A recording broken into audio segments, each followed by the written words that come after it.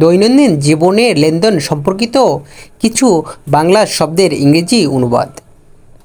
আয়, ইনকাম, ব্যয়, এক্সপেন্স, লাভ বা মুনাফা, প্রফিট, ক্ষতি বা লোকসান, লস, নগদ, ক্যাশ, বাকি, ডিউ, আমানত, ডিপোজিট,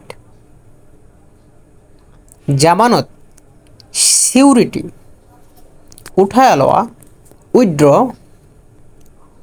ঋণ, লোন, দান, ডোনেশন, উপহার, গিফট, সুদ, ইন্টারেস্ট, ঘুষ, ব্রাইব, যৌতুক, ডৌরি।